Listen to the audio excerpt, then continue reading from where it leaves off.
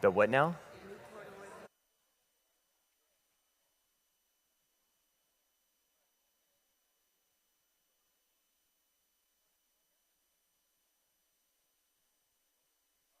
Am I on? Yeah. Am I on? Yeah. Can you hear me? Okay, I can't hear my hero self. Our lighting's off tonight. Something's off.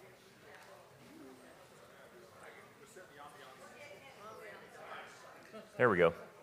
There we go. All right.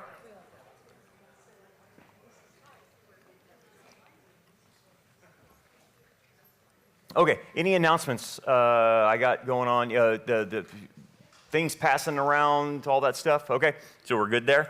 All right, let's start in for tonight's lesson with the word of prayer. Father, thank you, Lord, for this opportunity to come together this evening and fellowship with one another. And now as we study your word, help us to have understanding so that we can apply it and live it out before you. May the Holy Spirit, Father, illuminate us to your word so that we would be edified. We pray in Jesus' name. Amen. Okay, so the next Hebraism as we move through the Bible is we're now in Genesis chapter 10, chapter 11 we're going to look at tonight. And there's several Hebraisms in the issue of Nimrod and the issue of the Tower of Babel. So I'll bring those out and we'll have a full-fledged teaching on all of that. And relate it to, not just what happened in the past, but relate it to the future as well, because Nimrod and the Tower of Babel are typologies which point forward to a future fulfillment happening. So we'll talk about that as we go. So in chapter 10 of Genesis, you start in verse 8, where it says, Cush begot Nimrod. And it's starting to give all the genealogies of the descendants of Adam and Eve and the lines that are coming through. And so Nimrod, his name in Hebrew means to rebel. So automatically, this guy, he probably was named after what he did. And so he started the human rebellion really on a global scale. Not on an individual scale, but he caused human rebellion on a mass humanity scale. So this is why Nimrod is a picture of the Antichrist. Unlike Adam and Eve falling and rebelling on a personal level, or Cain rebelling on a personal level, Nimrod causes the whole humanity to rebel against God. Other names that come from Nimrod and that seem to pick up in other mythologies.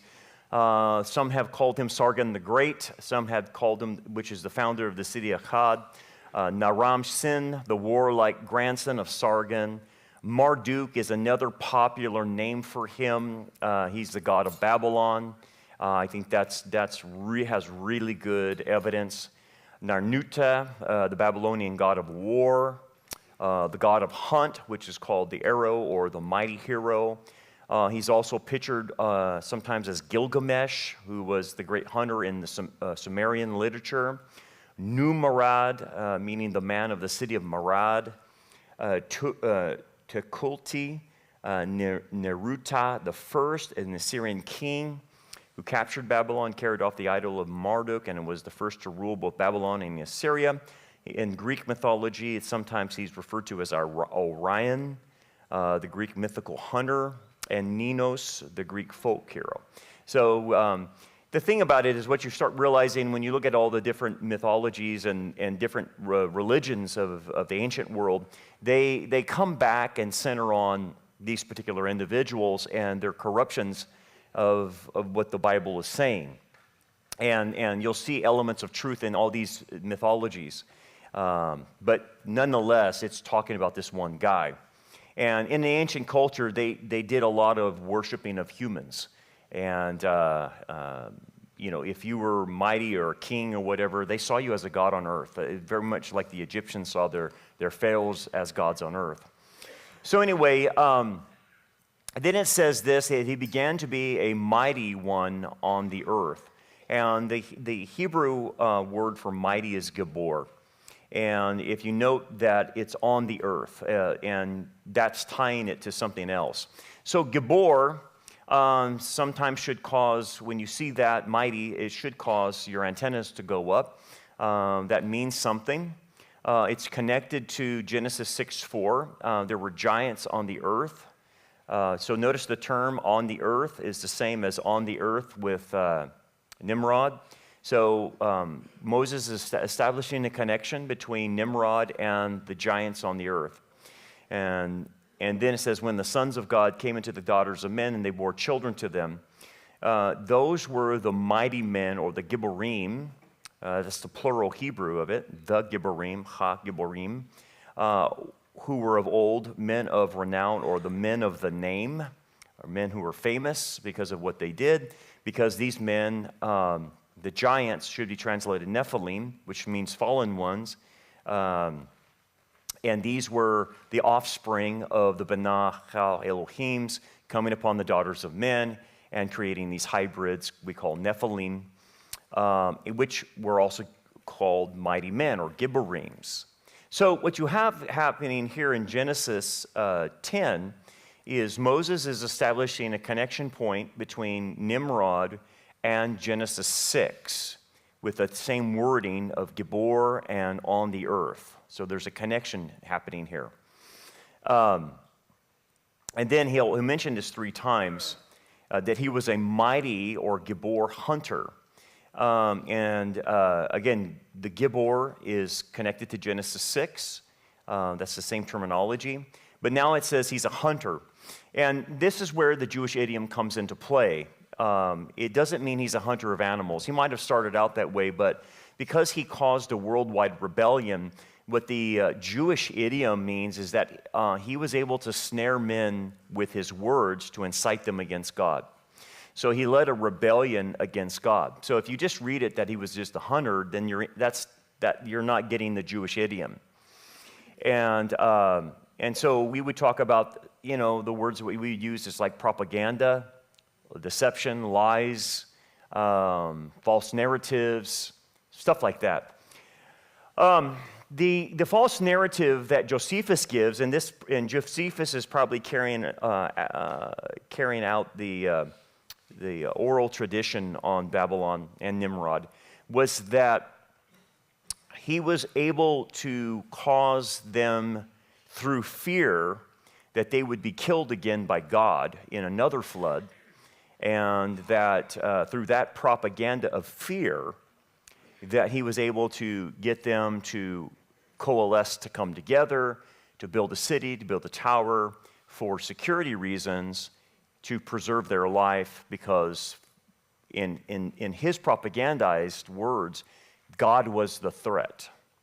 And lest they be scattered over the earth, it says, and the idea there was that if they were scattered, then they won't be able to survive the way the world is with the animals, and then also if another flood comes. And so Josephus notes that this was part of the Jewish tradition in their understanding of what propaganda was going on at the time. Is that true? I don't know. That's speculation. We don't have that in Scripture, but I think it's a fairly decent speculation based on, it does say, so lest we be scattered. So there was something there about the fear of being scattered all over the planet.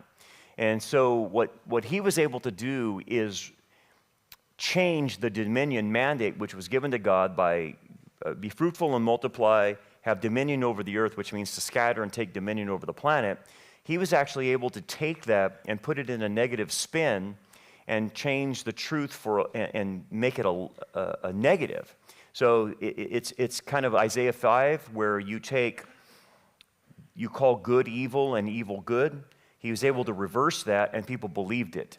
And he was able to cause a panic with people. And that if you think about that, that's not any different than what we have seen the governments and the NIH and the Echo Health and the Wuhan lab leaks and all that kind of stuff, where they were able to cause a panic and a fear among people. And fear is a very primal urge with people, and threatening them with death and stuff like that causes people to do irrational things, and they did. And we saw that. You have a good example in the last 5 years, I think it was now. You have a good example right in front of you of watching the entire world go into a mass panic. So what this is saying is he did that. He was able to do that with the concept of changing the truth, of taking dominion and changing that into being the negative, saying that's a threat to you, a threat to your life. I'm going to provide security for you. I'll provide safety for you. And so do what I tell you to do. Clump up together. We'll build a tower. We'll build a city. And that will bring us security and protect your life. And you can see, like, oh my goodness, that's the same kind of mantra that they use today. That's no different than what's going to be used in the future when the Antichrist does come on the scene. He's going to use that type of language with lying signs and wonders.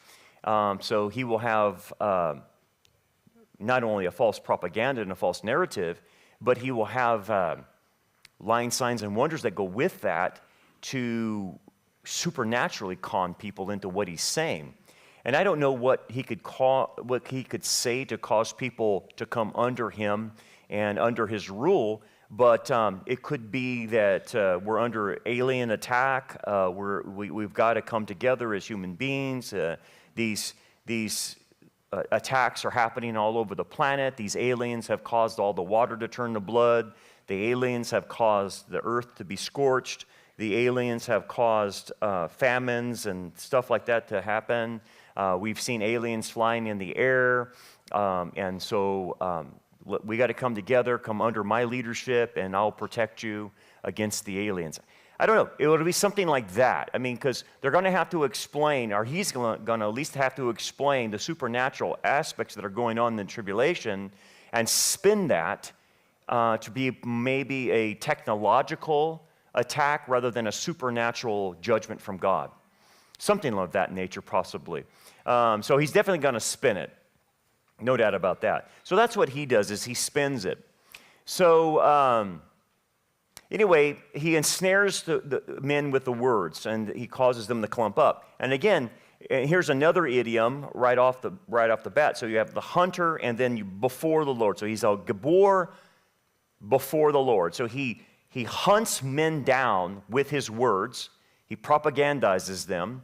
And he does this before the Lord. And before the Lord is a Jewish idiom which means antagonism towards God, in opposition to God, which with intentions to actually provoke God, which is very Antichrist-esque, because the Antichrist opens his mouth and blasphemes the God of heaven. He provokes God.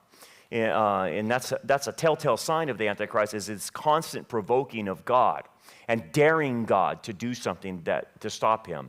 And that's what the idiom is meaning. So when you put the two idioms together, so you have a Gibor, which is connected to Genesis 6, rebellion, hybrid situation going on there, with propagandizing people against God.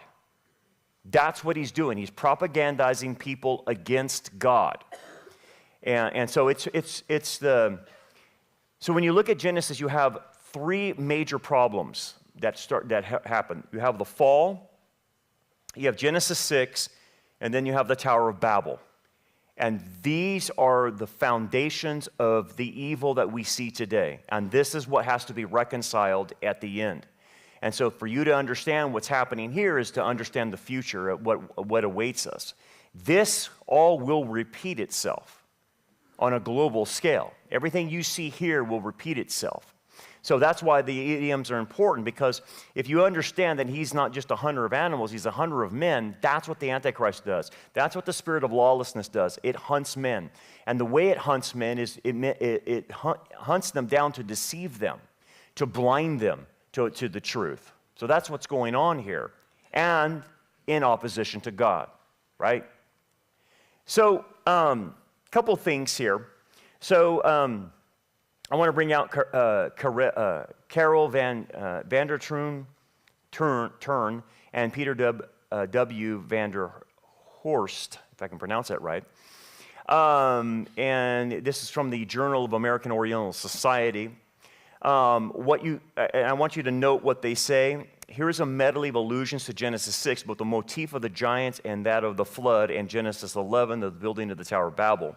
The intermediate link is Nimrod from Genesis 10.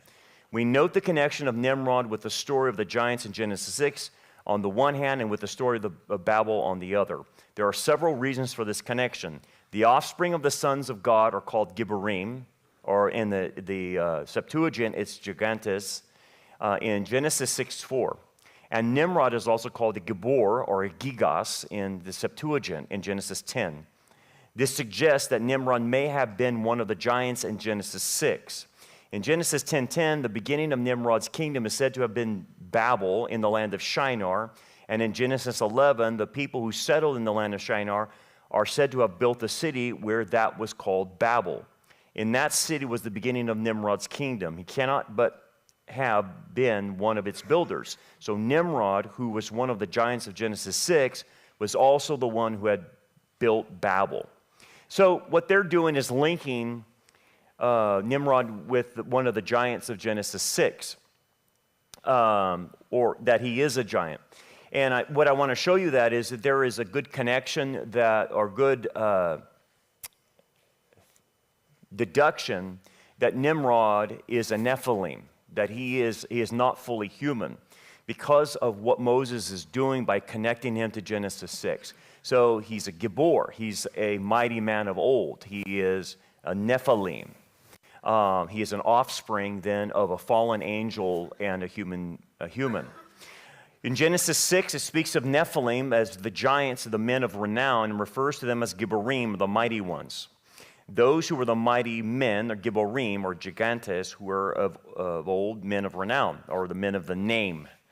The same Hebrew word Gibor, or Gigas, is used of Nimrod in Genesis 10. The term Gibor does not inherently mean giant, though it can in context.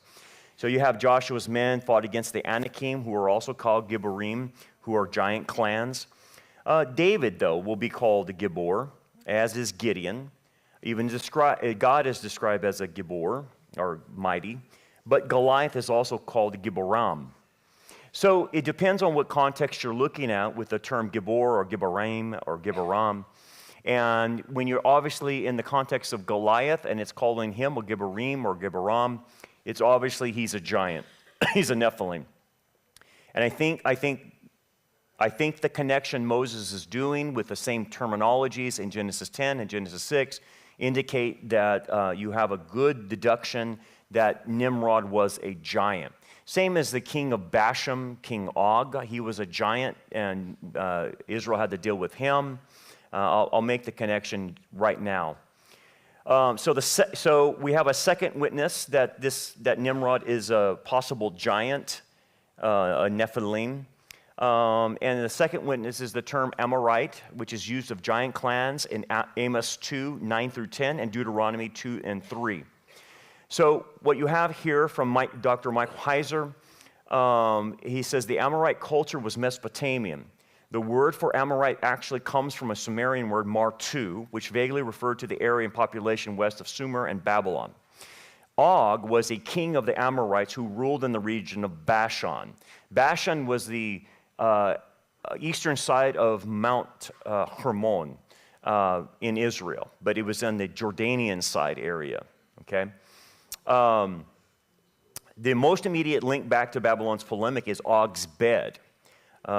Its dimensions, if you remember in the scriptures, it's 9 by 4 cubits. It's massive, which indicates that he's a giant. But here's the connection to Babylon and the connection to Nimrod. That 9 by 4 cubits is precisely those of the cultic bed in the ziggurat called Etemenaki, which is the ziggurat most archaeologists identify as the Tower of Babel referred to in the Bible. Ziggurats functioned as temples and divine abodes. The unusual large bed of Etemenaki was housed in the house of the bed. It was a place where the god Marduk and the divine wife Zarpanutu met annually for ritual lovemaking, the purpose of which was divine blessing upon the land. So Dr. Michael Heisner is also making connections with the clan, the giant clan, the Amorites. And the giant clan, the Amorites, the king had a bed, because he's a giant, that matched the same dimensions as the one in the Tower of Babel in that superstructure. And obviously what he's trying to do is show you that there's a connection with this giant. And obviously the giant would be either Marduk or we would call Nimrod. And so this is a second witness that the possibility that Nimrod is a giant. So it's more than just using the word Gibber or Gibberim. It's having to do with the connection of Og's bed with the Babylonian bed in the ziggurat Etemenaki. Okay, so what you end up happening with, as Dr. Michael Heiser points out, it links Babylon back to Genesis 6 and its divine transgression. The Nimrod description in Genesis 10 in the so-called Table of Nations is therefore the theological bridge between the violation of Genesis 6 and the next momentous event in the Torah that will frame the entire story of Israel, the Tower of Babel. The biblical writer wastes no time in linking this act to the earlier divine transgression of Genesis 6. That passage sought to portray the giant quasi-divine Babylon culture heroes, the Apkalus, which were 2/3 spirit and 1/3 human. Does that sound familiar with the Nephilim? Yeah, because the Nephilim were half human and half spirit creatures, who were the offspring of pure Apkalus. So I'm using Babylonian terminology here. Who taught divine knowledge and who mated with human women and produced quasi-divine offspring. So what Dr. Michael Heiser is trying to point out is that the Babylonian mythology, or their religion, they had the story of Genesis 6, but they were called Nephilim, they were called Apkalus. And so we call them the Benacha Elohims that fell and mated with humans and created a hybrid. So the Babylonian mythology called them Apkalus. And the Apkalus, there was one set of them that were 100% divine, okay? And these divine creatures are what taught Babylon its mystery religions and its occultic religions and everything, and divine knowledge of warfare, weaponry, everything. But then they mated with human women. And when they mated, they created another set of apkalus, but this set of apkalus are not 100% pure. They are 2/3 spirit and 1/3 human. And hence, there is the picture of Genesis 6 in the Babylonian mythology and Babylonian religion. Now, they call them 2/3 spirit and 1/3 human, but in our biblical terminology, they were half human and half angelic, is the concept. And again, if you just swap Apkalu with Nephilim, then that'll make sense. But what is Dr. Heiser trying to show? He's trying to show the link that connects not only with the Tower of Babel and Genesis 6, but the embryonic truth is also found in Mesopotamian religion literature as well. So the Sumerian world, the Mesopotamian area, they all knew about what happened here. And then that got carried on to other religions, Greek mythology, all that stuff. When you studied Greek mythology in high school, what you were really studying is Genesis 6. That's what you were studying. And it doesn't shock me that you had the term clash of the titans, which I think the Phoenician word is chitons, which is coming from the word Satans. It was a clash of the Satans. It wasn't the clash of the Titans. And so when you see someone's football team named the Titans, it's actually named after Satan. I can't believe people would name their football team Titans. But anyway, Titans means that's the derivative. It comes back to the Satans. It was the clash of the Satans. And so in Babylonian mythology, it was Marduk, I think it was, I'm going off the top of my head, but Marduk would actually, when they found out that the Apkalus had done this, that Marduk sent them into the Babylonian hell, which is exactly what you see 2 Peter and Jude mention that happened to these fallen angels that did that. They were sent to Tartarus. So the Babylonian religion had elements of Genesis 6. By the way, the Babylonian religion also said that a giant is the one who built the Tower of Babel. And what Dr. Michael Heiser and these other scholars I showed you is making the point that there's a good chance that Nimrod was also a giant. And the Babylonian religion also says the guy who built the Tower of Babel was a giant as well. They call him Billo or something like that. But the name is not important. It's the concept of who built the tower. And they said it was a giant, and then we're seeing this here mention that as well. Okay, so why is that important? Why is it important to understand that Nimrod is possibly a Nephilim? What is the big deal? What does it matter to you? What does it matter to me? What does it matter for the future? I'll tell you why it matters. Because like I said, Nimrod is a typology for the Antichrist. He is a picture of what the Antichrist will do, and possibly a picture of the origins of the Antichrist. That's why I'm bringing up scholarly papers to show you that it's not off the rocker to say that. Scholars hold to this. It's just never taught because people don't want to go in that direction because it opens a can of worms for the pastor and it opens a can of worms for people. But if that's what it's saying and that's what the Hebrew idioms are referring to and that's what the context is trying to tell us, then we have a good speculation that the Antichrist is not going to be fully human, that he's a hybrid. And the fact that it says in Genesis 3:15 that he's the seed of the serpent gives an indication that it's the singular seed of the serpent. He's Satan's son. Whereas it says the seed of the woman in contrast, and it's singular. The seed of the woman is the Messiah. But who's the seed of the serpent? Well, all your commentators will say, well, it's just people in rebellion to God. No, you can't do that. That's not what that says. It's singular. Yes, it could be taken in plural, but the context of Genesis 3:15 is singular because the singular with the Messiah is used. It's not plural, it's used singular. So why would I go plural before that and then use a singular for the Messiah? So Genesis 3:15 says that Satan will have a son. He will have a seed. Furthermore, if I go to Revelation chapter 17, when it talks about the Antichrist suffering a head wound, and he dies, and he's resurrected, well, he resurrects out of the abuso, out of the bottomless pit. And only fallen angels go to the bottomless pit. Humans do not go to the bottomless pit. When we say that humans that are not saved go to hell, they're actually, what technically we're saying is they're going to the pit, but not the bottomless pit. The bottomless pit are reserved for fallen angels. Temporarily confined fallen angels. Tartarus is for permanently confined fallen angels. So Antichrist resurrects from the abuso.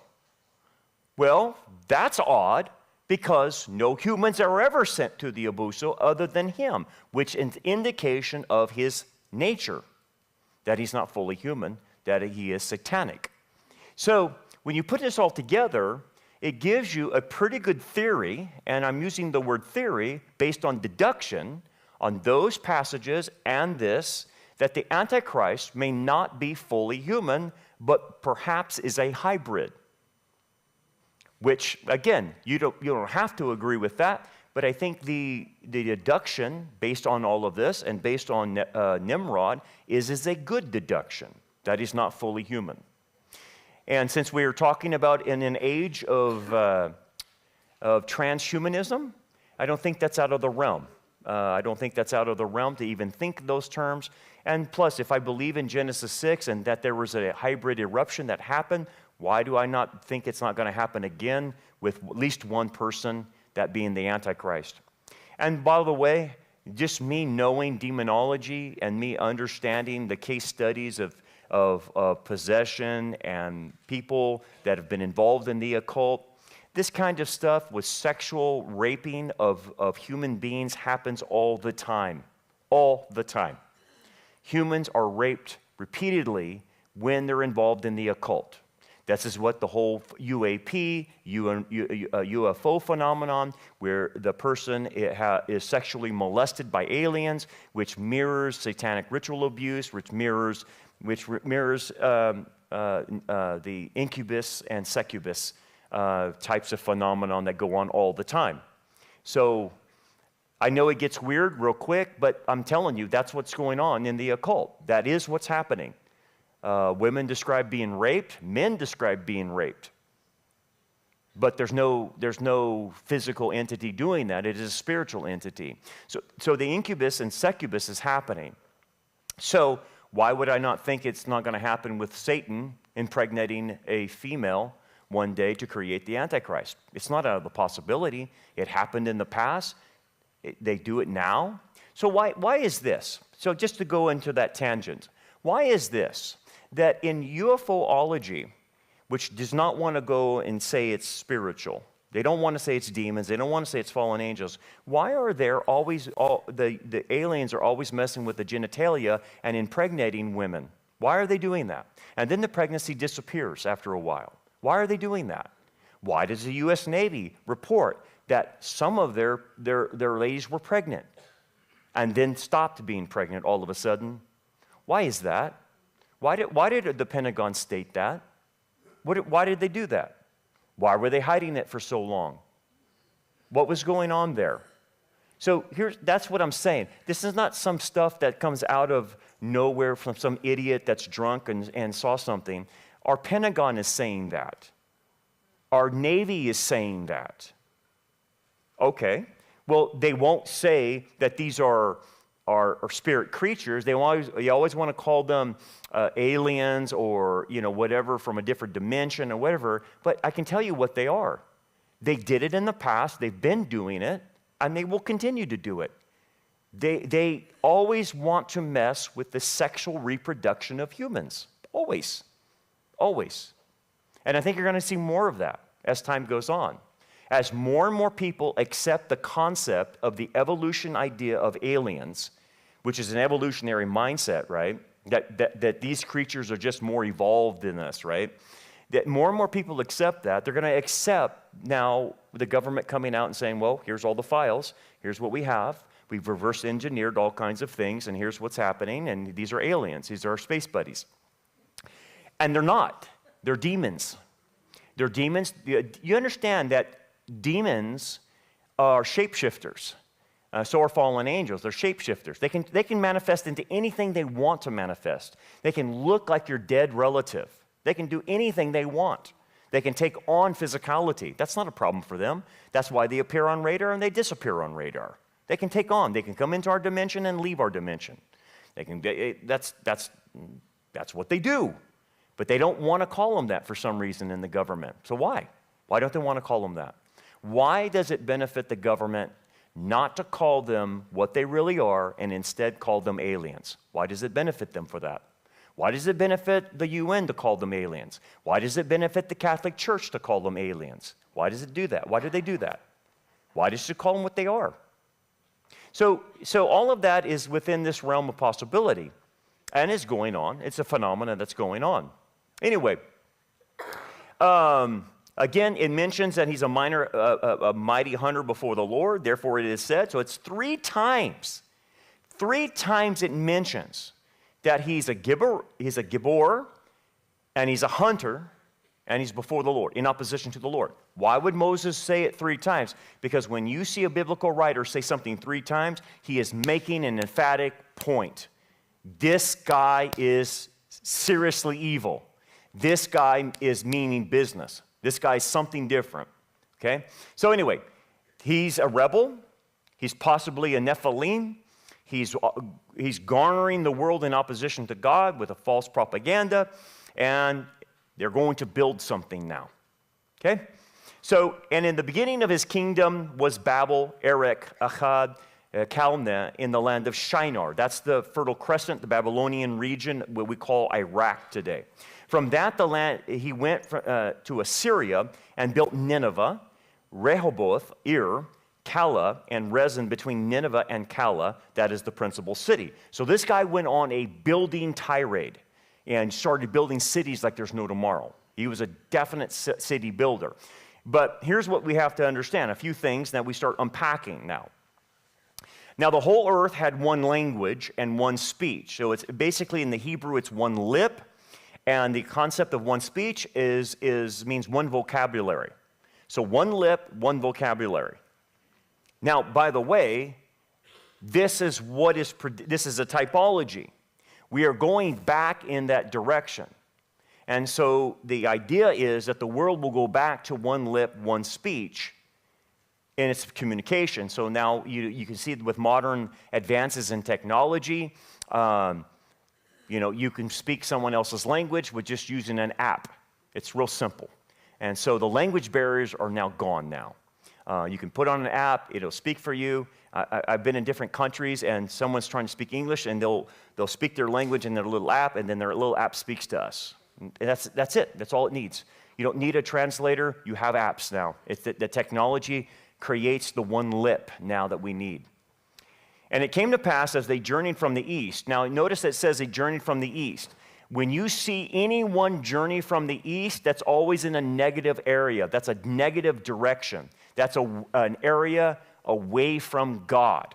And this goes to the rabbinic tradition that the garden temple was situated where Jerusalem is at today.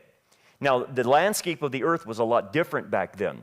But the concept of Jerusalem, where it was at, and that Temple Mount, in being the place where everything happens, this is why the speculation by the rabbis said that this is where the garden temple was at. It makes sense in many regards because that's where the Temple of Solomon was put. That's where the second temple was put, Zerubbabel's temple, and that's where Messiah will build his temple, is in that location. That's where Messiah was crucified. This is where Jacob's ladder appeared. This is where Abraham took Isaac. Everything happened here. And so the speculation from the rabbis, I think, is fairly decent, that the temple garden was in the vicinity of where Jerusalem, which means that when Adam and Eve are kicked out, they went east. And the direction of their going is east. When Abraham separated from Lot, Lot went east. He went into Sodom and Gomorrah. So every direction going east is a negative connotation. It is a spiritual declension going into the east. And so, so if the garden temple is in the west, you're moving away. So that meant that if you were going to have a relationship with God and you had to go to the garden temple, you had to make sacrifices in the front of the temple, and of course the cherubim prevented you from coming into the holy place and the Holy of Holies, but you would make your sacrifice in front of it, which meant that you had to keep fairly close proximity to the garden temple if you're going to make sacrifices constantly. So their direction of moving away means that they're not thinking about making sacrifices to God, which means they're breaking away from their relationship with God. That's what the idea of going east away from the garden temple is I'm moving away from my relationship with God. That's what this rebellion is talking about. Okay, so the land of Shinar is the Babylonian region. It's the region of Iraq today, and they dwelt there. Then they said to one another, "Come, let us make bricks and bake them thoroughly." They had brick for stone, and they had asphalt for mortar. So the first thing that Moses wants you to see is there's a spiritual metaphor happening with the building materials. So what you see is the overarching theme is the rejection of God's design in the building materials. It's man-made versus God-made. So what you see early on in the Bible is that the altars that you would make to God had to be made out of stone.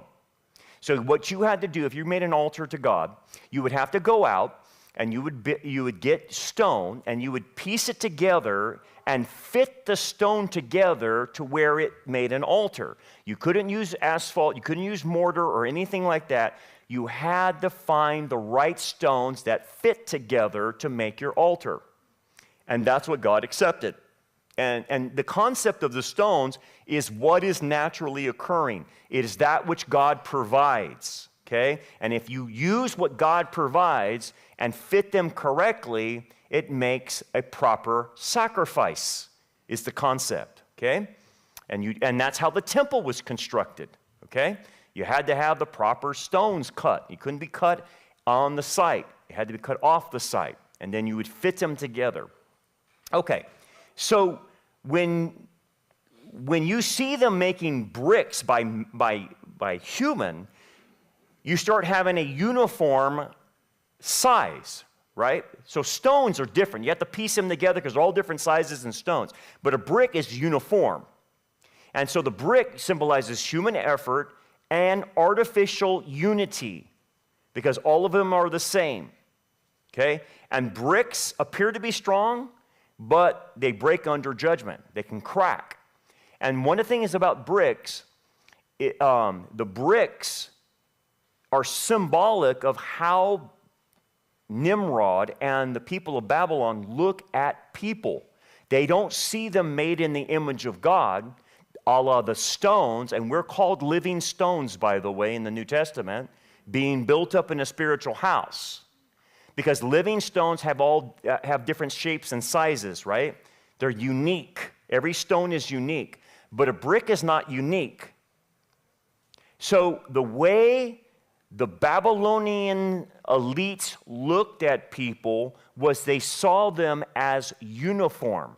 That if one of them broke, we can just replace them with another. It's basically seeing human beings as utilitarian. Okay? So the building material also is symbolic of people, is the idea.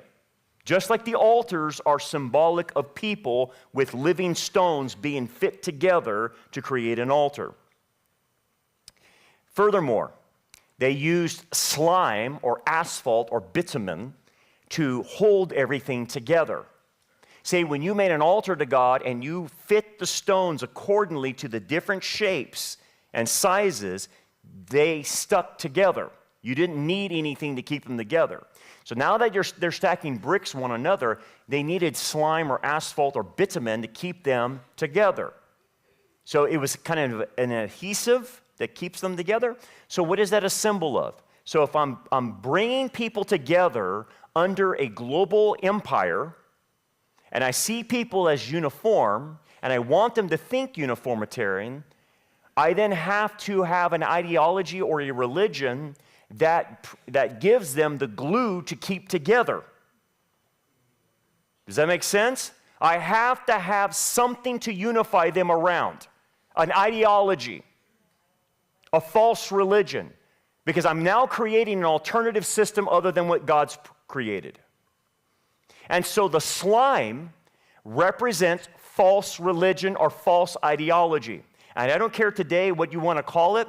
You want to call it wokeism. You want to call it the Whore of Babylon. You want to call it, whatever.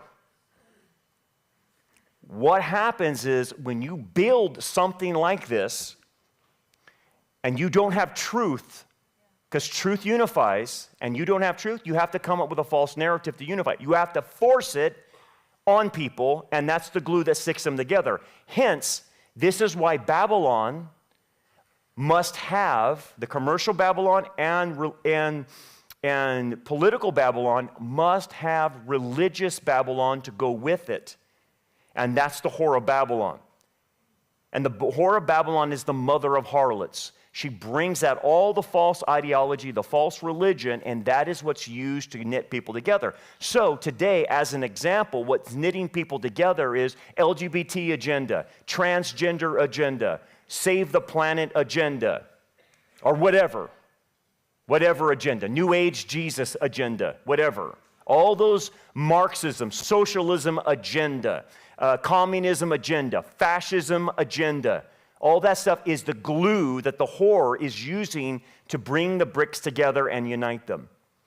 And they're holding them together in spiritual rebellion to God. That's what the idea is. Now notice the bitumen is black, it is sticky, and it is man-made, which represents evil, sin, and deceptive unity. It's a false unity. It's not real. True unity is centered around truth. But look at this. Just as bitumen bound the man-made bricks, false religion binds together the people of Babel in rebellion against God. They chose human innovation over divine provision, which is symbolic of rebellion against God's order. And burning bricks was advanced technology at the time. Does that sound familiar?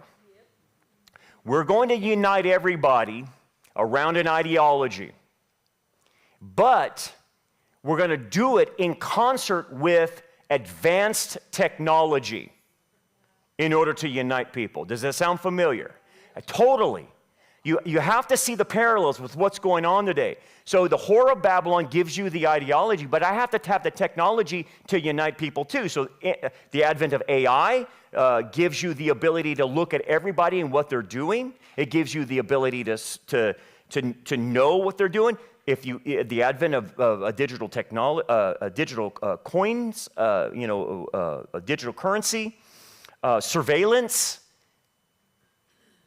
all of that. So the rabbis even conjectured that Nimrod would sit at the top of the tower. Why? So he could see everybody. What does that sound like? That's called surveillance. So isn't that funny? These are ancient rabbis mentioning and speculating that he sat on the top of the tower so he could look down on everybody to see what they were doing. That's surveillance. So you have to have, in order to build the Tower of Babel, you have to have an ideology. You have to make everybody uniform in their thinking, a la social engineering, public schools, colleges, social media. Got it? You seen the connections? And then we're going to unite them with the black tar, and then we're going to make it all work through technology, advances in technology. It sounds like today. And they said, come let us build ourselves a city. So it wasn't just a tower, it was a city. It's what's wrong with a city? Well, the city, in this context, represents security without God. The city was meant for protection, economic control, and centralized authority. A centralized authority? Economic control? Yeah. I thought I'd get my protection from God. Economic control? I thought we believe in free markets. Not them. Centralized authority? What's the problem with centralized authority? They run everything. We believe in local authority, not centralized authority. What's the problem with centralized authority? I'll give you an example. The Catholic Church, centralized authority. What's the problem with one guy being in control of everything? Any problems with that? Yeah, one guy goes crazy, he ruins the whole thing. Centralized authority. We believe the Bible teaches localized authority. That in the towns or in your neighborhood, you have localized authority. We don't have Washington, D.C. telling me what to do over here. We have local authority. This is the problem, like I've told you before, like with our public schools. There's no local autonomy here. They get all their marching orders from Sacramento. That's not local authority. That's a centralized authority. That's Babylon. So when you see centralized authorities, that's Babylonian. We believe in local. That's why denominationalism is wrong too. Because why? In churches, when you have a denomination telling the churches what to do, it's a centralized authority. We believe in local church autonomy, that every local church has its own authority. I don't answer to some denomination. That would be Babylonianism. And where did that come from? Oh, the Catholic Church. That's right, but Babylon entered into the Catholic Church. Oh, okay, got it. So, Babel City was built apart from God, meaning that man is creating his own security system apart from God, right? And so the echoes of Cain's line, who also built a city after being cast from God's presence. That's what Cain did. They built a city. It's the first thing he did for security reasons. The city was a tool of control.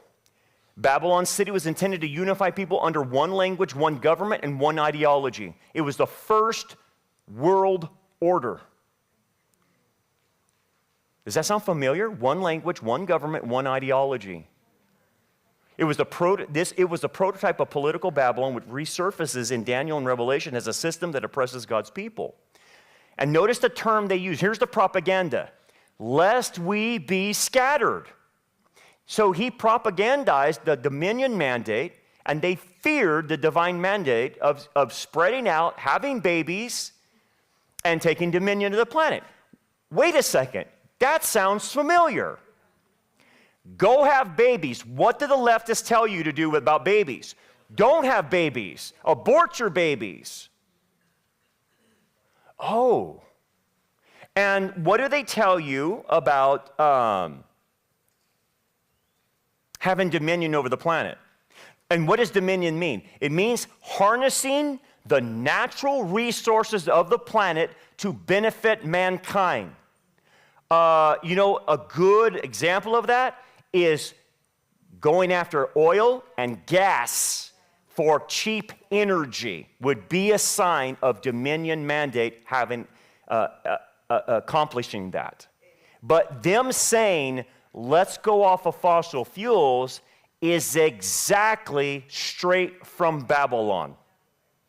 Let's not have babies, and let's not harness the natural. Let's go back to 1753 and live like cavemen.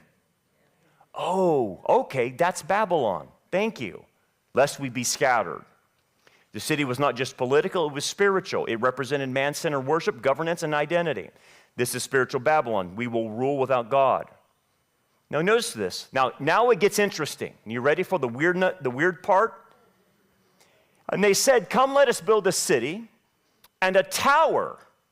So it's not just a city, a tower whose top is in the heavens. So now here's another Jewish idiom. whose top is in heaven. If you just read that in English, you're not going to get the Jewish idiom. It doesn't mean we want to build the highest tower in the world so we can stand up in the clouds. It doesn't mean that. That's nonsense. It's an idiom which means we want to reach out to the heavens where the gods are.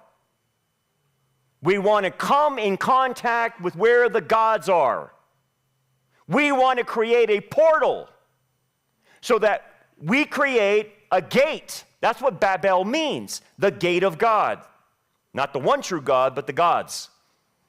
We want to create a portal that creates a spiritual gateway between the physical realm and the spiritual realm, so that the spirit creatures come through this realm and into the physical realm, and we, as the physical creatures, can go and enter into the spiritual realm and vice versa, back and forth. We want to create this. And that's what the tower is for. So we want a gateway. We want to believe that the gods that are in the skies, and which creatures are in the heavens. What does Paul say?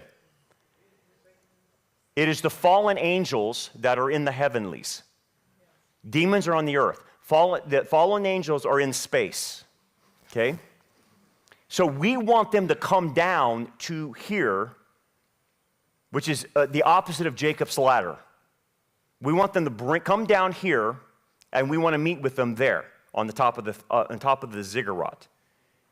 And we will construct this portal at the top of these ziggurats. That's what the ziggurats are. And it's a door, basically, to the demonic realm. So it's not just about reaching heaven physically. It's an attempt to access the divine realm or the spiritual realm without submission to God. And the people basically created a new religious system independent of Yahweh that would unite people around this man-centered worship, and it created Mystery Babylon. And so they were trying, and they did get in touch with the fallen angels. And this is why the Babylonian religion created what we call the mystery religion. It's why it's called Mystery Babylon.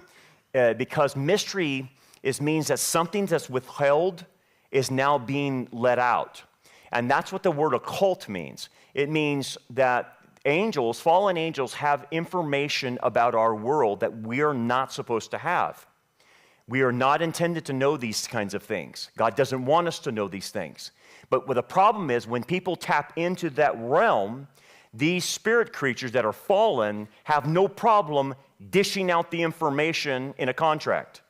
And they dish out the information, and that information then creates chaos in our world. Just like in Genesis 6, just like at the Tower of Babel, and just like it does today.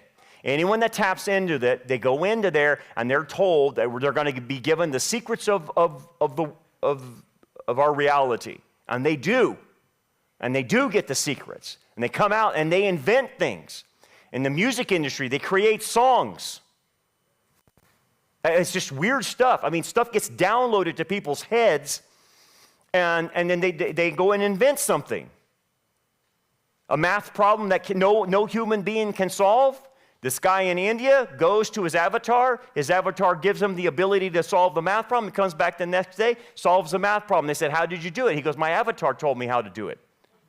Well, who's the avatar? Well, it was a fallen angel who knows more than we do and can reveal the secrets of the universe. They know how we're created. They know about DNA. They know all of this. And they reveal that.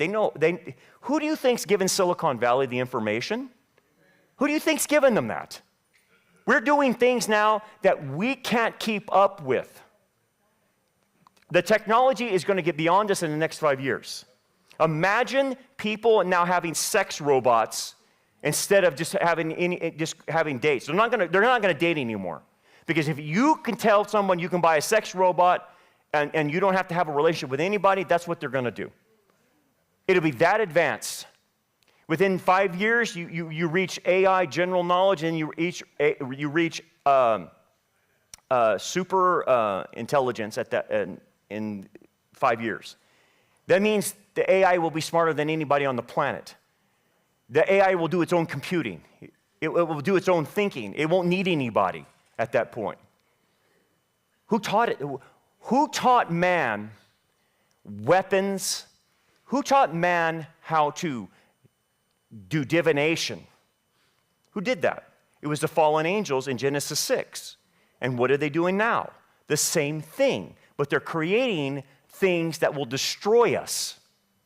They're giving us the idea to destroy it, things that will destroy us at some point if God doesn't intervene.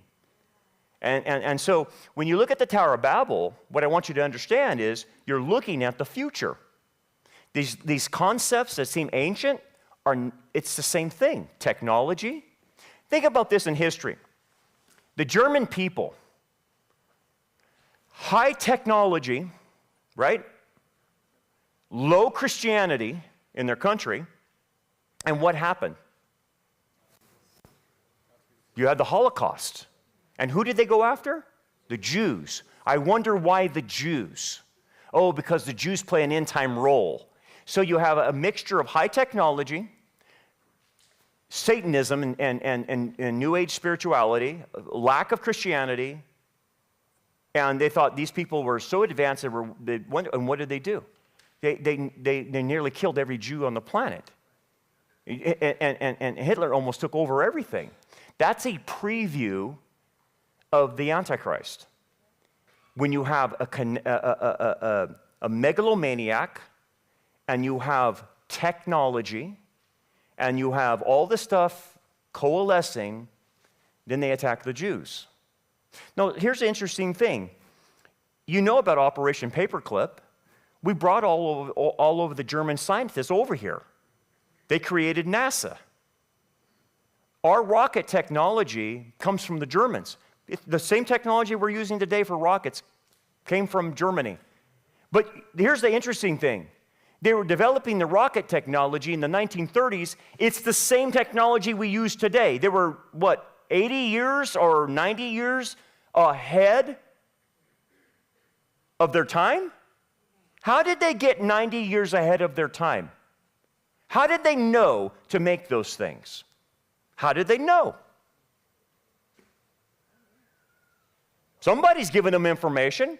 You think they did? How come they were the only ones to invent it?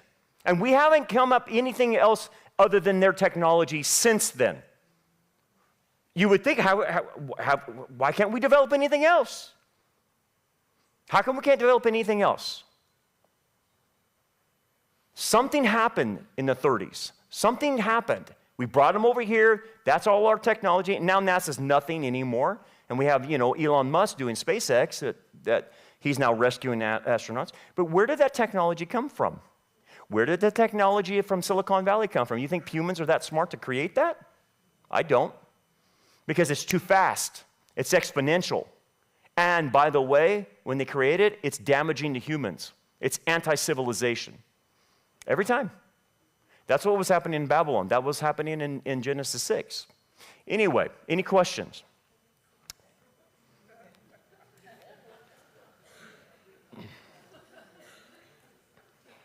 Let's get some mics. We got a mic?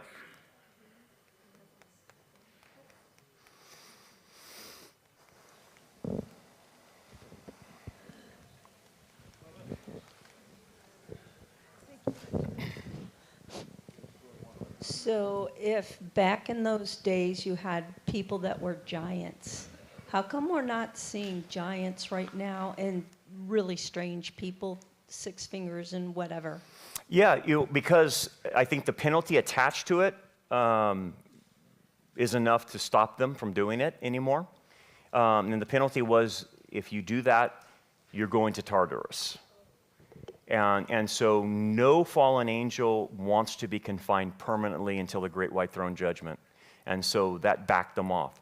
But it seems to be, Second Temple literature is that Satan was able to convince at least 200 to do it for the team, take one for the team.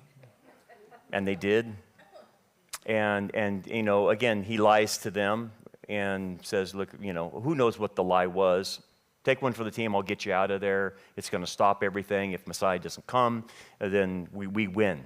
So you're going to be seen as heroes in the satanic realm. And so he was able to convince at least what we understand is 200 of them, maybe more, maybe less.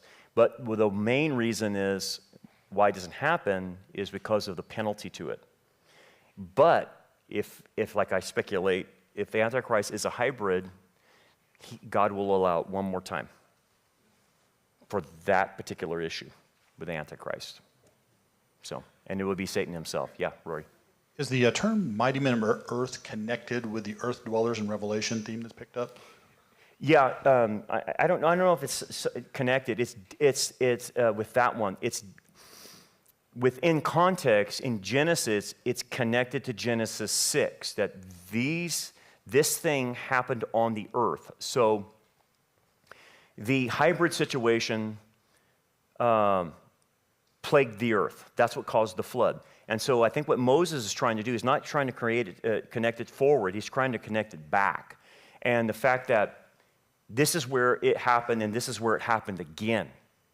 And if you remember the phrase in Genesis 6, 1 through 4, it says it happened afterwards too. And so it happened in the land of Israel again as well. And so there's a connection there with Eretz and land and earth. And I think that's as far as I want to go as far as the context. If we go too far, I think we're beyond what Moses was intending. I think the point is Moses is wanting to connect it to Genesis 6. I think that's the solid argument on that one. Okay, where am I at? Yeah, go ahead. Hi. Does the name Ray Kurzweil ring a bell? Mm-hmm. Yeah. And the term singularity Mm-hmm. and the machine is us. Yeah, well, the whole point of Ray Kurzweil's idea is that AI will reach a singularity, and if it does, then it's out of control. You're talking, the concept of the Terminator or the concept of the Matrix, where the whole thing will turn on human beings, and that's one of the concerns that we're creating AI, and we're not putting in the safeguards for it. And so we're creating a monster, and that's one of the warnings that Kurzweil is trying to say is, you need to stop this. The problem is, and when guys who are developing AI have been confronted about this, and they know it's a danger, they're saying, well, if we don't do it, China will. Or if we don't do it, Russia will. So who would you rather have controlling AI, America or Russia? And I was interviewing Patrick Wood of Technocracy, and like he said, he goes, that's just a stupid argument, because whoever creates it, it's going to get out of control. You can't control this thing. And you won't be able to just pull the plug and the power goes off. That's not how AI will work.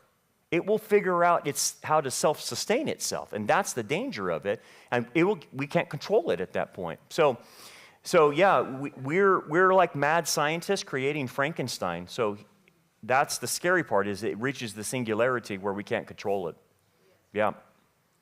Well, Pastor, I'm talking about Elon Musk. Do you believe that he's just expanding on the 1930 technology, or does he have his own fallen angel? I don't know if he has his own fallen angel. I think that the technology, he's very smart, no doubt about that. The AI technology has been going on for some time, before Elon Musk got involved in it. And it has been being developed, it's been worked on for decades upon decades. Whatever started it, how do I want to put this? Elon Musk is not starting it. He's already taken existing technology. A lot of these guys are already taking existing technology and modifying it. And so you have this regression that you have to go back and realize, wait a second, Elon Musk just didn't invent it. It's been going on for a long time. And what's happened is our ability to manufacture new things has now caught up with the thought. The thought's always been there. And what's happened is we haven't had the technology to do the thought. Everyone's always thought about artificial intelligence. I mean, you can look at shows in the 70s, or you can go back to Star Trek. The thought has always been there, okay? So it's always been in the mind of scientists, and you can see it in movies, right? But we didn't possess the kinds of capabilities that we have now for computing processes and all these other things. And so what you have with Elon Musk or any of these other guys from Google is they now have the money and the ability to bring that technology to the thought, if that makes sense. So I don't want to credit Elon Musk with inventing the AI. He didn't. It has always been the thought. I mean, Star Trek pictured that. Star Wars pictured that, with, robots that did computing for you, and R2-D2 and C-3PO and all these other things, and Star Trek had Borgs and cyborgs and all kinds of weird stuff. So, and I think that's the problem is the thoughts of it has been implanted in our minds for a while. And then we finally catch up. And that's the problem. When we finally catch up, that's when it becomes dangerous. And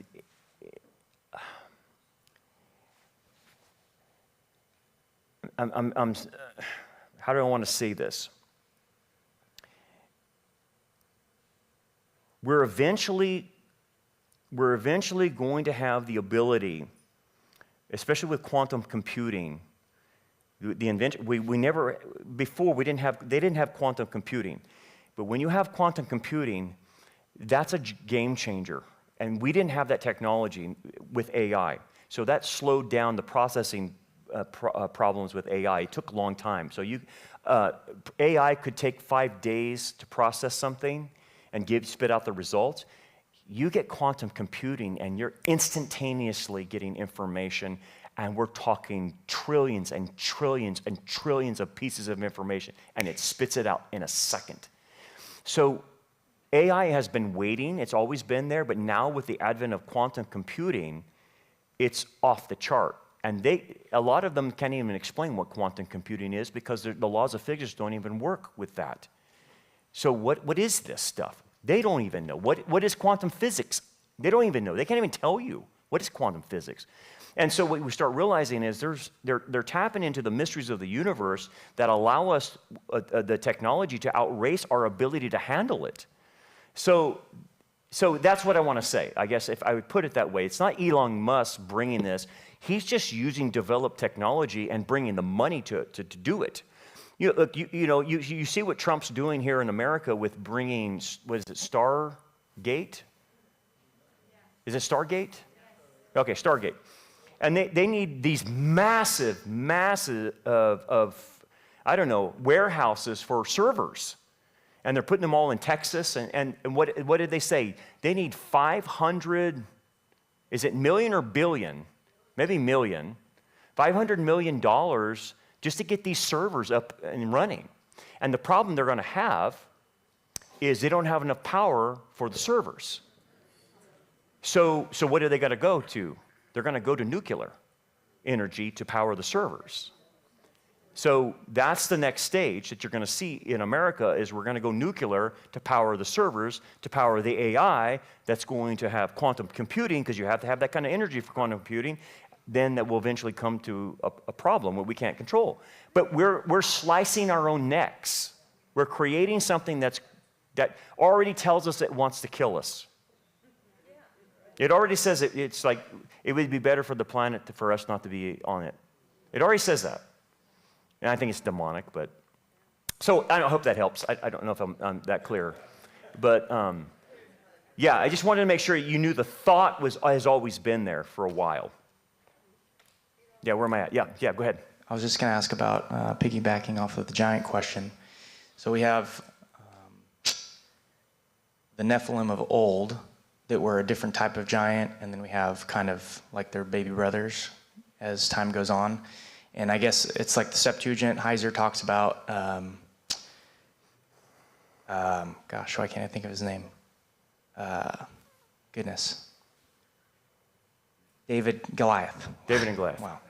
So Goliath is a different type of giant, and there's some discrepancies on his size, and there's also discrepancies on like the size in Older Testament giants. Can you talk about that as far as like, because we see possibly Goliath only being 6'6", and then in the Old Testament, further back in like the book of Enoch, they're described as larger. Can you talk a little bit about the size difference? I guess it depends on the genetic manipulation of the hybrid, because it wasn't just simply that it was producing giants. There's no doubt there was giants, and every ancient myth and religion has giant lore, no doubt about it. Whether the Celtics or whoever you're talking about, everyone has giants in their lore. So everybody knew about giants. But the size depended and varied based on the hybridization. And I don't know how the angels knew this, but they know how to tamper with DNA, no doubt about that. And they can create whatever they want. And what they were creating was not just simply giants, but they were creating monstrosities. And this is where the concepts of half animals, half humans, minotaurs, centaurs, that kind of stuff in Greek mythology. So from what I can gather from ancient mythology and putting the corpus of the Bible together, they knew what they wanted to create, and they went with it. If they wanted to create a mermaid, they created a mermaid. If they wanted to create a snake-like, human-like creature, they did. If they wanted to create a human with a hawk head, like we see in Egypt, they did. And here's the thing. We know how to do that now, too. We know how to create designer babies.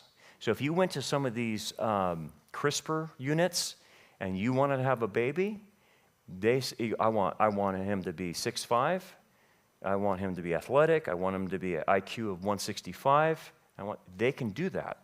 So we now know, we can't create the monstrosities, but we even have the information of how to create a superhuman. Well, if we already know that, what do you think angels know?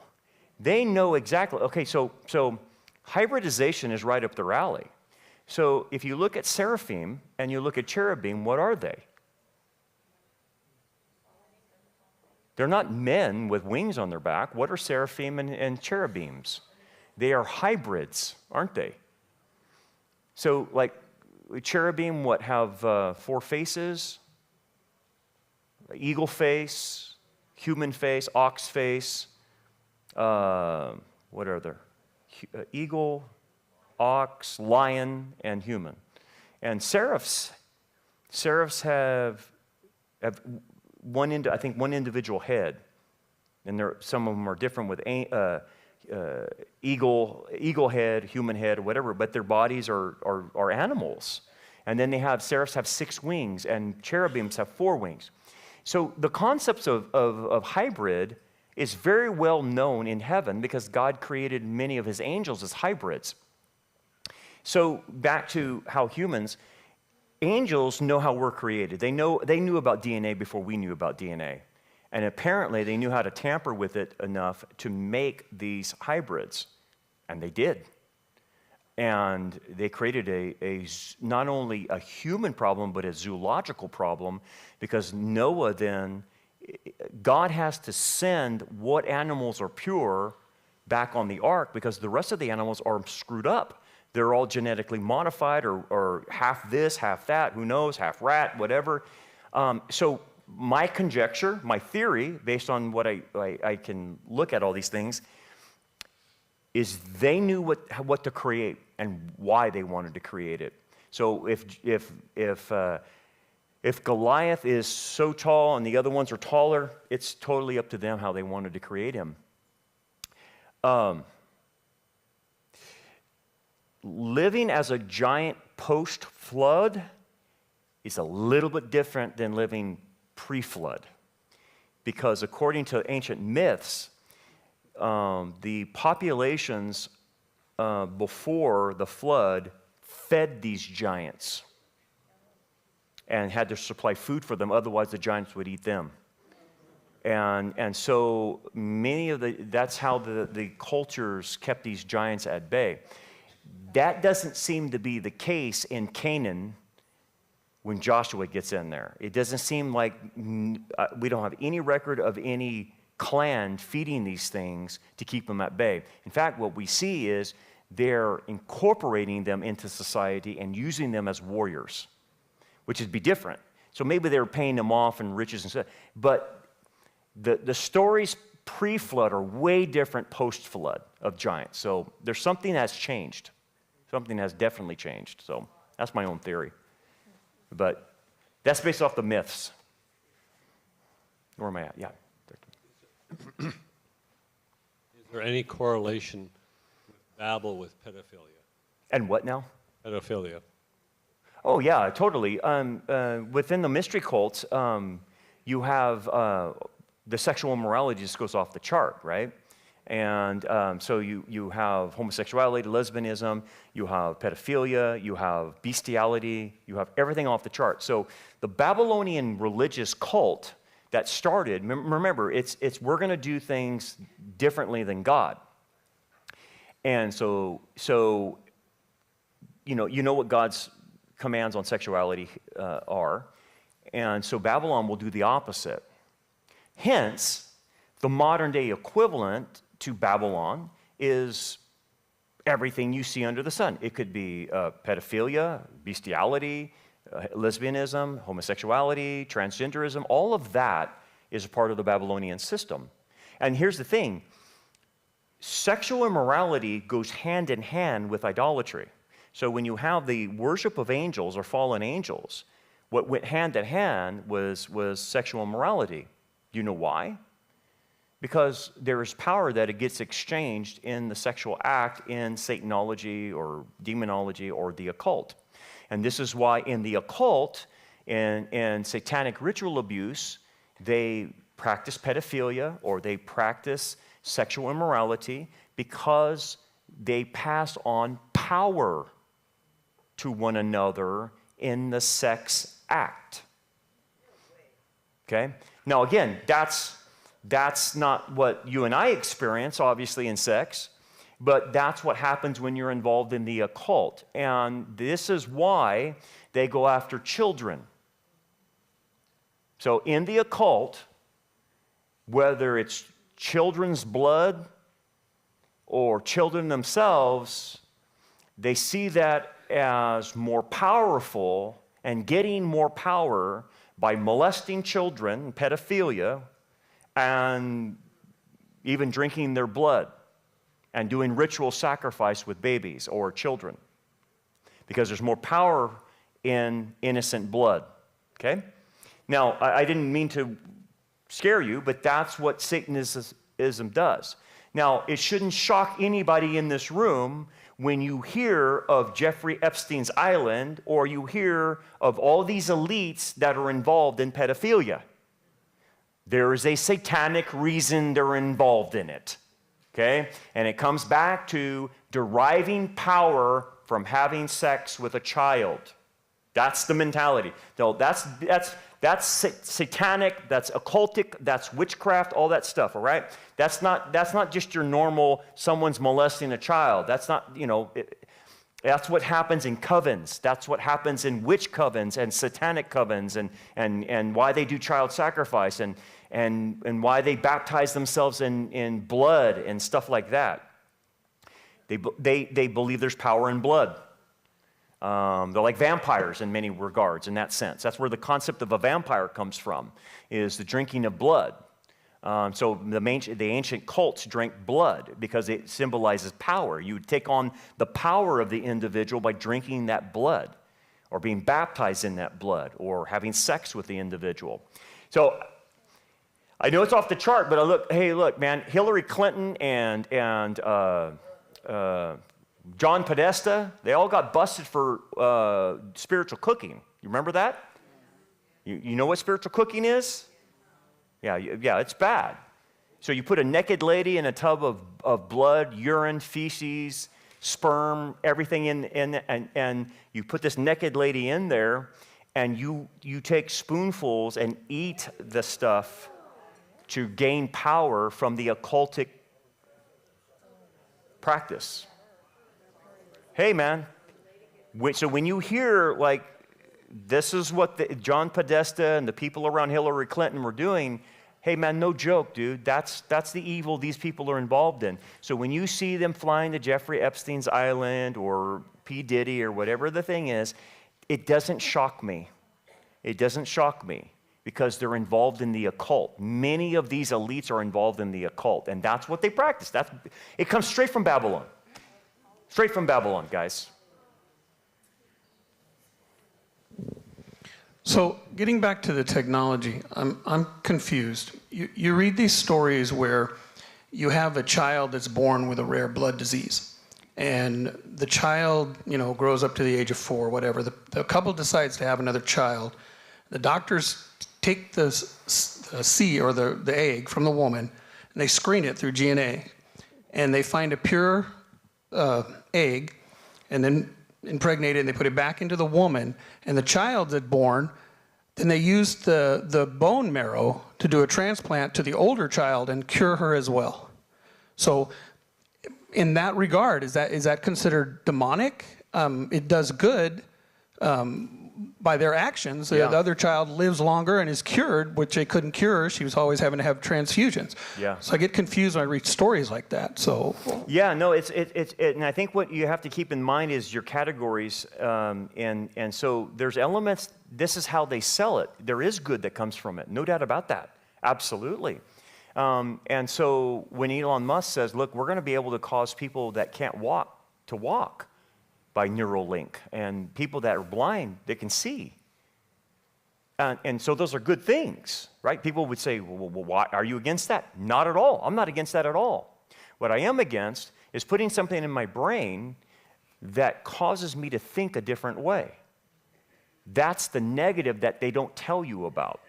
So that's the thing you have to weigh out, is there's always a benefit to something, but then you have to weigh out, okay, what's the cost of doing that?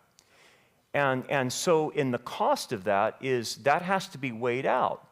And if the cost is, well, yeah, we can help someone walk, but at the same time, we're going to create a DNA eruption and create a virus that will kill half the human population because we're tampering with DNA. And we don't know what we're doing, because even CRISPR will admit they can go in there and take out a cancer gene, but then they take out 1,000 other things that thing did, and they don't know what the other thousands are. And they don't know the ramifications of the other 1,000 things they took out. Did that set the kid up for Alzheimer's? Did it set the kid up for heart problems? Did it set the kid up? So maybe it cured him of cancer, but then it gave him a whole host of other diseases they would not have ever had. That's what they don't know from CRISPR. And so they're infantile right now in their development of DNA. They know how to mess around with it, no doubt about that, but they don't know all the ramifications of what they're doing, because there's thousands of things associated to just taking one little piece out, and I don't know how to explain it very well, but that's the other thing. And so, I'll give you an example. In vitro fertilization, okay? So in order to do in vitro fertilization, so you have an ethical problem there. So a couple can't have a baby, so they do it in vitro. But the problem is, in most of the cases, and unless you have a doctor that's different, in most of the in vitro fertilizations, you are going to make one happen, you have the other eggs that have been fertilized by the sperm, you will kill them in order to get the one. Okay? You'll let the other ones die. Ethically, you can't do that. That's equivalent to an abortion. So, well, Brandon, you have one life come from that, and you give the couple a baby. Yeah, I know, but you killed 7 babies to get the one. So ethically, the ends doesn't justify the means. Now, don't get me wrong. I've talked to other couples that have done in vitro, and their doctor assured them that wouldn't happen, and they would spare it. Okay, that's fine. If that's, and I don't know that. I don't know if they can do that, but apparently their doctor assured them that I could do that, and that's fine. Okay, then they didn't have to run into that problem. But generally speaking, that's what happens. You have to take the one and let the other ones die. Well, if we believe that life begins at conception, that's it. That's it. And you can't monkey around with that. You have 7 in a petri dish that are life, human life. So as an example, so I think that's the thing is, man, you have to weigh that out, and and that's the ethical dilemma that's gonna come right now to us. With Neuralink and all these other things, they're gonna say, we can make the paralyzed walk again, Brandon. Yeah, but then at what cost? Well, we have to put a thing in your head, in your brain, and then well, okay, who's gonna control that? And who controls the information in that? Because Yuval Noah Harari says that the way you and I think, the Christians, we think in false narratives, and we have to be corrected, and he's all for putting a Neuralink chip in our brains to stop us from thinking in this false propaganda. Now that scares me, that he wants to control my thinking. And here's, I think, where it goes, and to a bigger problem. When this technology, it's going to come. There's nothing stopping it, guys.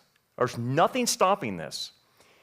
When it comes and it falls into the hands of the Antichrist, he will not be able just to simply control people from the outside. He will control people on the inside. And that's one of the elements I did not recognize when I was reading the scriptures a long time ago until the advent of the technology that we have now. That you can control people on the inside, that it will be biotech. It will be under the skin, as Yuval Harari says. It will be in your body controlling you. That's a whole new dilemma, to be able to control thinking, control your body functions. And so maybe this explains this. And again, I'm theorizing. So when the Antichrist, and we're not going to be here for that, and thank God. So when the Antichrist sets up the image to be worshiped of him, so John says that this image, this ultimate idol of the Antichrist, has the ability to speak. And he uses the word pneuma, that has breath, but it's not zoe in Greek. It's not biological life, but it's pneuma, which means it has an energizing force through it. It could be wind, it could be electricity, or whatever. It has an energizing force. That's what pneuma means. And yet this thing has the ability to speak and kill you if you don't bow a knee to it. Okay? So thinking biotech, if I had something underneath my skin, could they do a kill switch on me? Yeah, I don't think that's out of the realm. Again, I'm speculating. Please understand, I'm speculating, but I'm using what I understand about technology right now. If that's what they're wanting to do, is put the chip under my skin, I can't buy and sell without the mark or whatever, and will they put a kill switch in that to where hey, you don't worship that, kill them? How does this thing, how is it able to kill me if I don't bow a knee to the Antichrist? And again, we're not here for this, you understand that, but I'm talking about the people living in the tribulation. How would it just flat out kill them if they don't bow a knee? My only guess is the technology has a kill switch in it. And it just, that's it, you're done. I don't know. Or maybe it's drones and they send drones to your house and they kill you. I don't know. Something kills you. So I think what you're seeing here, and you're making a good point with the technology at Babylon was new technology. We're going to do it now, and we don't need God because we have technology. And what are they saying about technology? Here's an interesting thing. Technology merges with the transhumanistic movement. Have you noticed that? They are together. So you have technology that they're saying, we're going to create humans 2.0. We're going to give you the ability to be like Wolverine. We're going to give you the ability to be like these X-Men. And that you will be able to live longer. You will be able to be smarter. Imagine you having the brain IQ of 1,000, okay?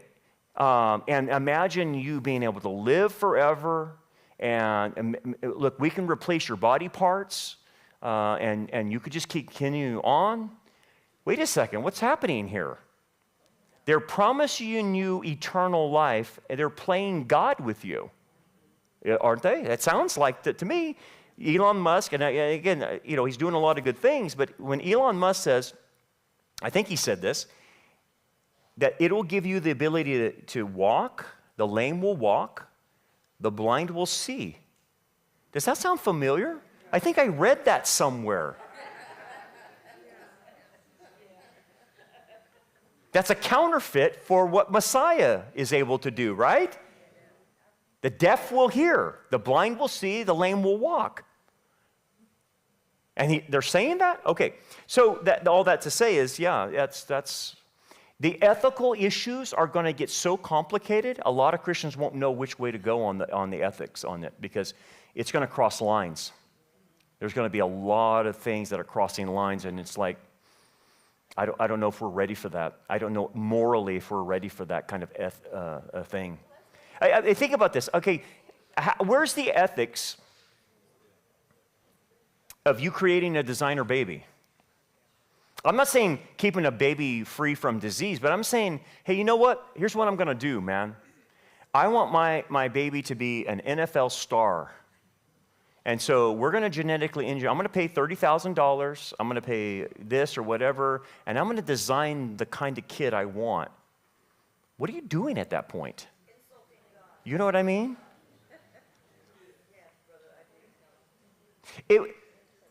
So is that equivalent to a parent that will not accept their child when they're told, your child has Down syndrome in your womb, we recommend you abort your child? You see what I'm saying?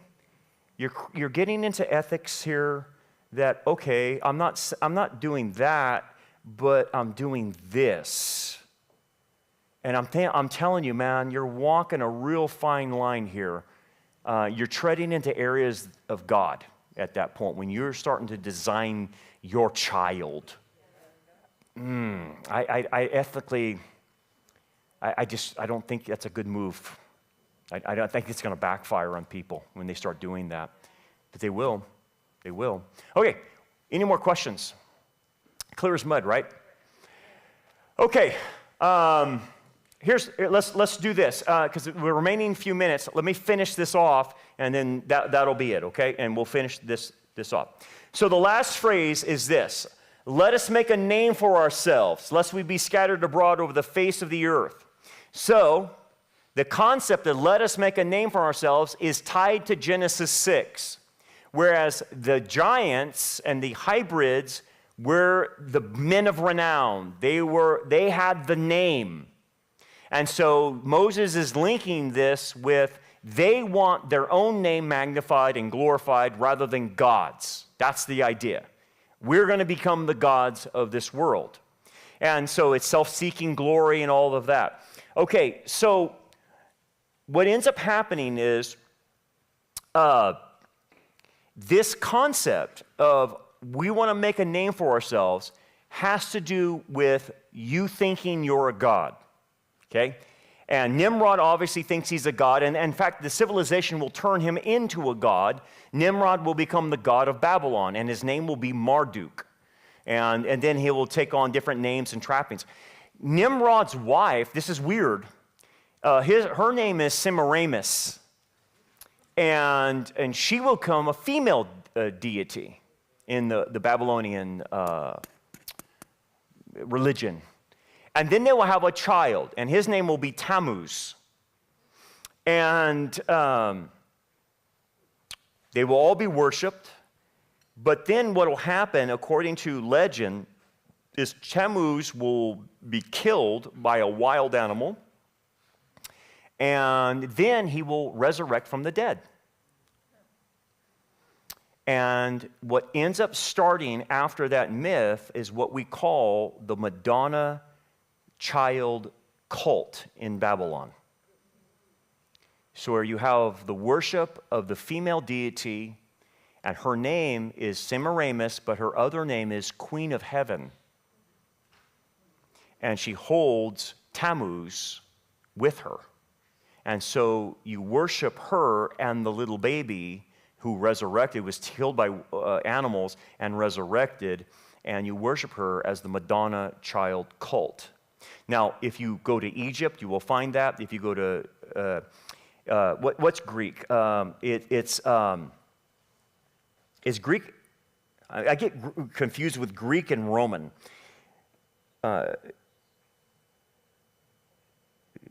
Venus and Cupid. Am I right on my Greek?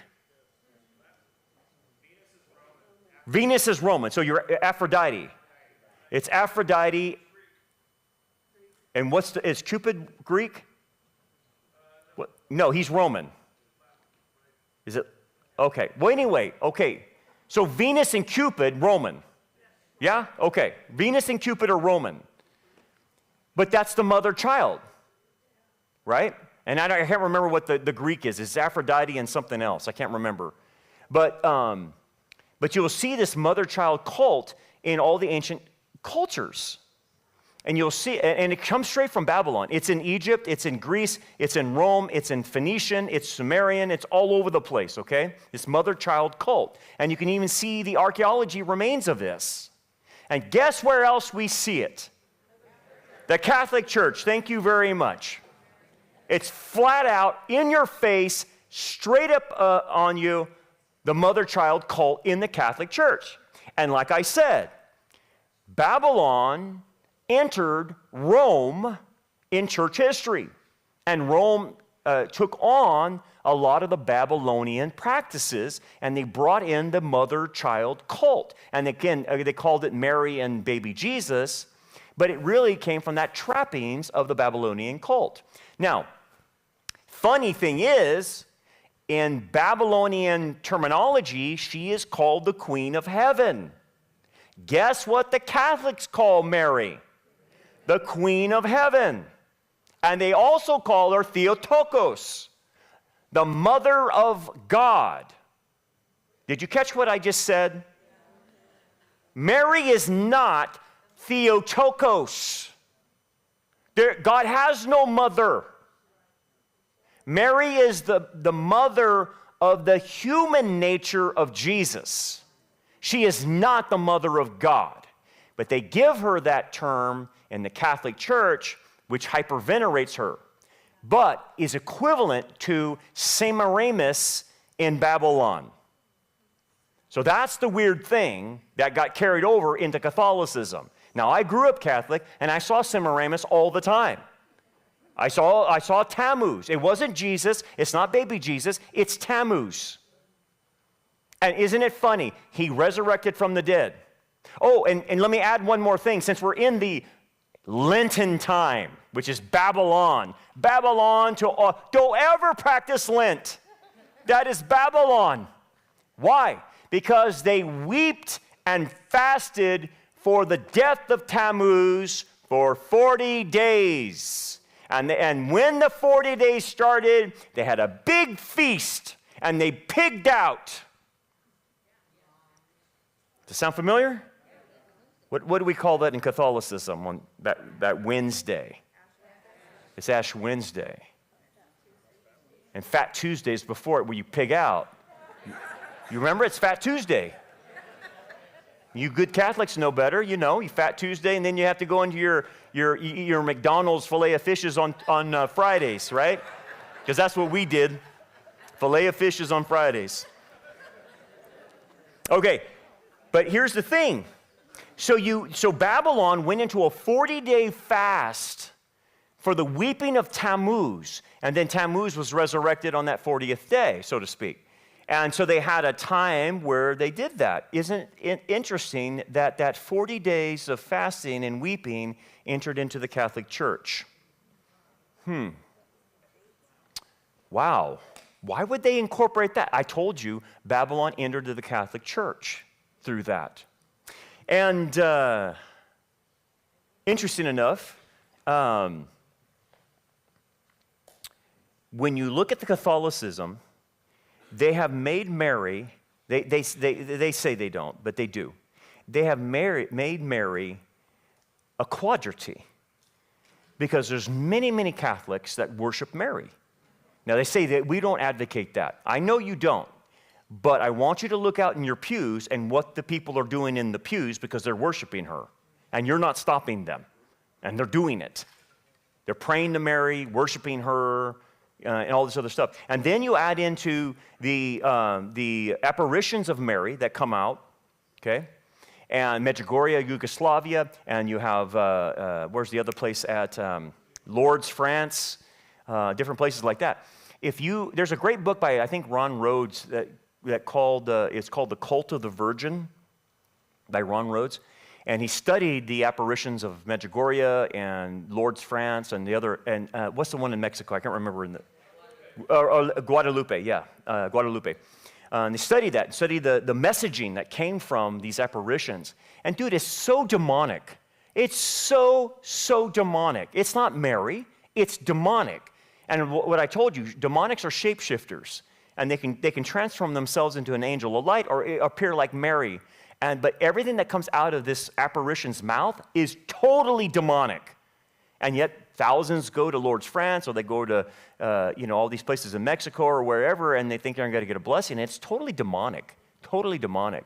So my point is, Babylon is still with us, guys. It hasn't went away. It's still with us. It's still with the technology. It's still with the wokeism. It's in the church.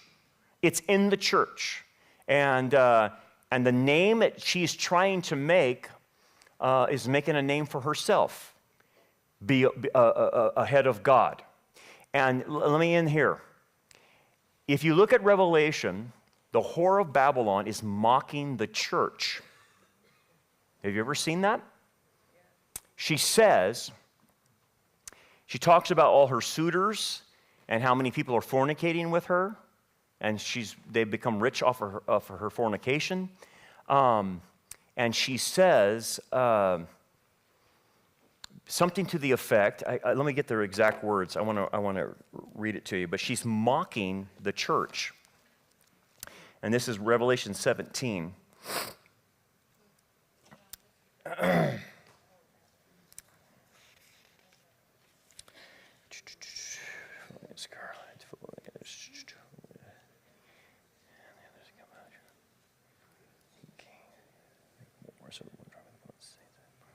Why do Mario tell you the mystery of the one? Where is she at? Where is it at?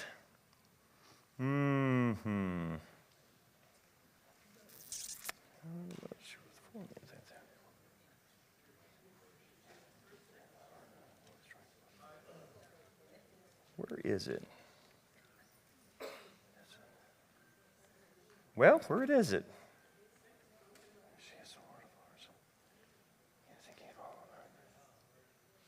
Well, I lost it. I know it's there. There it is. It's 17:5, yeah. No. It's 17. Sorry about this. I went blank on it. Carry me away in the wilderness, full of names, the woman arrayed in purple, salmon of wool.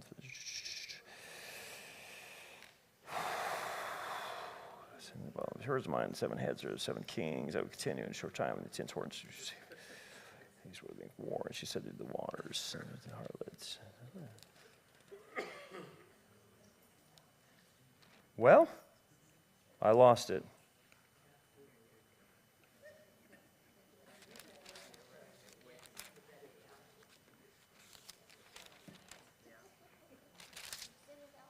Rats. How did I miss that? I'll look on my phone. Do I even have my phone? That's bad. I know it's in there.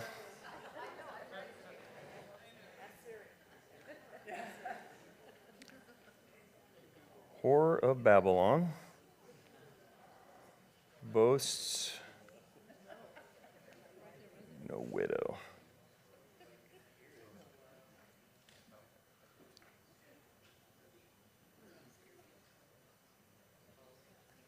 $18.7. Oh, I'm in the wrong chapter. I knew it was in there. Here's her boast. Sorry about that. 18:7. In the measure that she glorified herself and lived luxuriously, in the same measure give her torment and sorrow, for she says in her heart, now listen to this, I sit as queen, and I am no widow, and will not see sorrow. How is she mocking the church when she says, I sit as queen, I am no widow, and will not see sorrow? How is she mocking the church? I'm the real queen, she says, not you. See, the church is the bride of the Messiah. I am the queen. And then she says, I am no widow. You know why she's saying that? She's saying that you, the church, are the widow. Where's your bridegroom? She's mocking us. I have many suitors, but where is your bridegroom? He abandoned you, didn't he? You see what she's doing? She's mocking the church. And so, obviously, she gets put in her place. But the idea is Babylon mocks the people of God all the way to the end. That your God has abandoned you. You're alone. You're a widow. You're by yourself. You're no bride. I'm the queen, not you. And so she's taunting us. And she continues to taunt us until her doom is coming in the future. Anyway, we got to run. Let's pray. Father, thank you, Lord, for what we can learn tonight about Babylon. And Father, it's amazing. We see things getting set up right now in front of us, right in front of our face. The technology, the ideology, it's all there, Father. And Father, we thank you so much that we will be raptured. We don't have to see a lot of this, but we definitely are seeing the setup. Help us, Father, to sound the alarm, to wake people up to what's happening in this world. We pray in Jesus' name. Amen. All right, what are we going to do, Ron? Put the tables away for Ron. Thank you, thank you.